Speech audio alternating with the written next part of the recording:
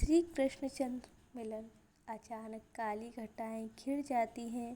Bhandir one में अंधकार छा जाता है। वायु बड़े बेग से बहने लगती है। तरु लताएं कांप उठती हैं। कदम तब पत्र छिन्न भिन्न होकर गिरने लगते हैं। ऐसे समय इसी वन में एक वट के नीचे वज्रेश्वर नंद श्री कृष्णचंद्र को गोद में लिए खड़े हैं।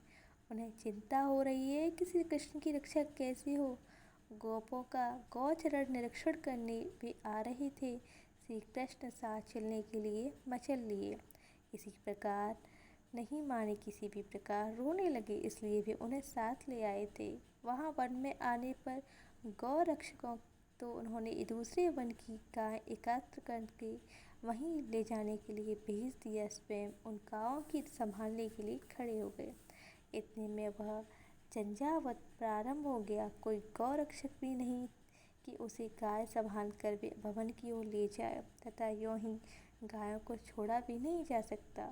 बड़ी बड़ी बूंदें जो आरंभ हो गई थी, अतः कोई भी उपाय न देखकर ब्रजेश्वर एकांत मन में श्री नारायण का स्मरण करने लगते हैं।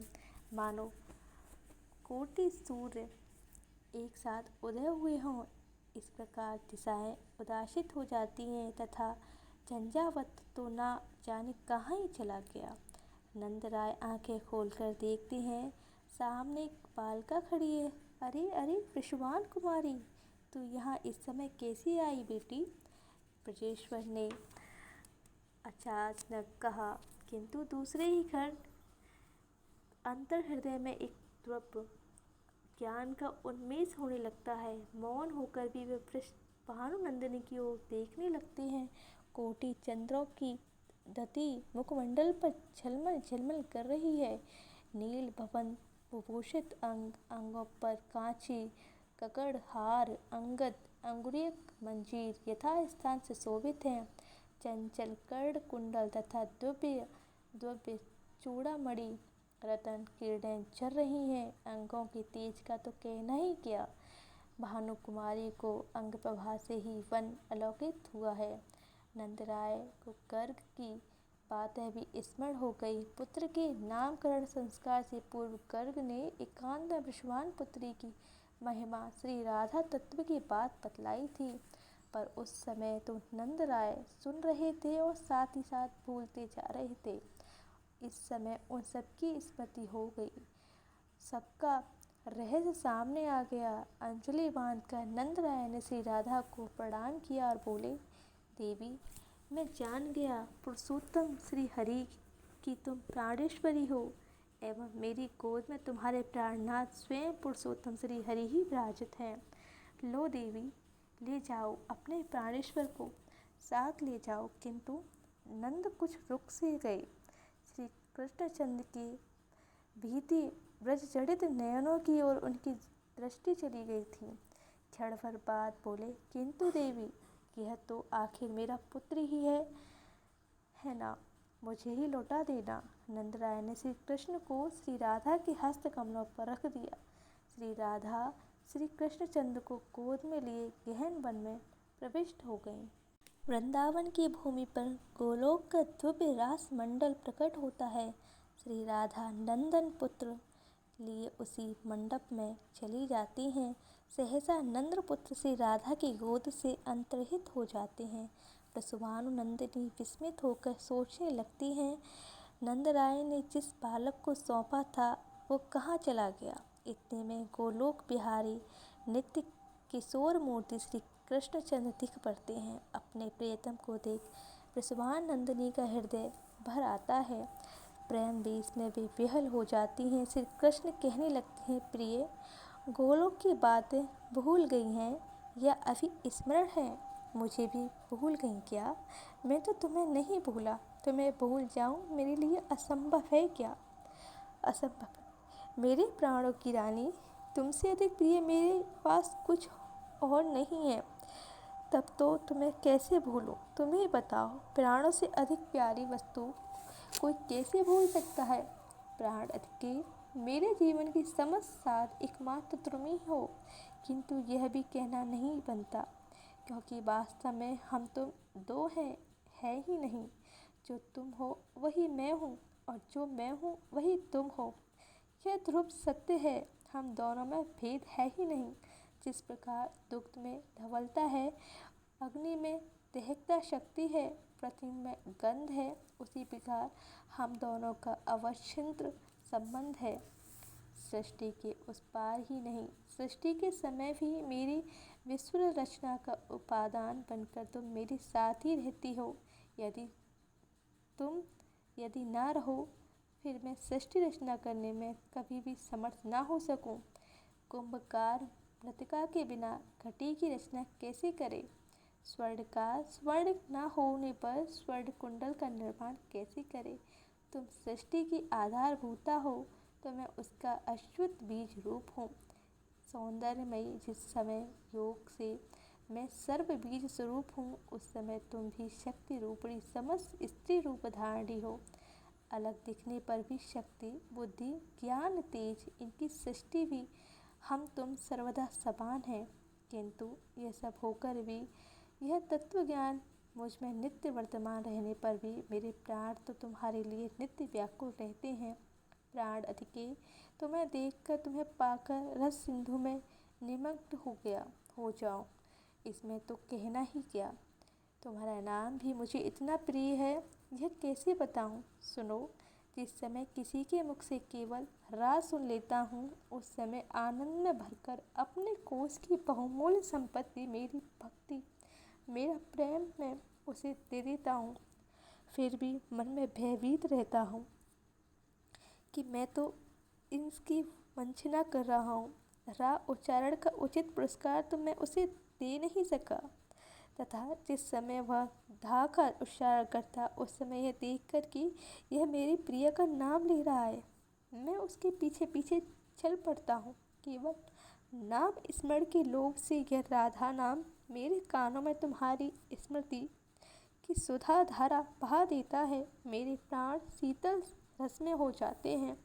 इस प्रकार रसी राजनाथ अपने पिता प्रेम प्रिया को अतीत की स्मृति दिलाकर, स्वरूप की स्मृति कराकर, उन्हीं के नाम की सुधा से उनकी सिसक्त कर प्रियतमा श्री राधा का आनंद वर्धन करने लगते हैं। श्री राधा भाव सिंधु में भी तरंगे उठने लगती हैं, भाव के आवर्त बन जाते हैं। आवर्त राधा नाथ को रस के अतल तल में डुबोने ही जा रहे थे कि उस समय माला कमंडल धारण किए जगद्विदाता चतुर्मुख ब्रह्मा आकाश से नीचे उतर आते हैं।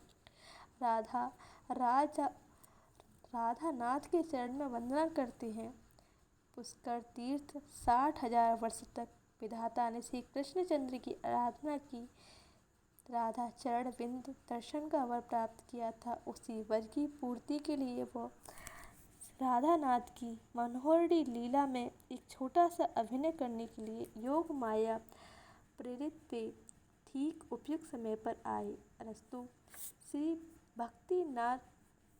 भक्ति नतमस्तक पुलिकत श्रुतु नेत्र हुए विधाता बड़े देर तक तो राजेश्वरी की स्तुति करते रहे।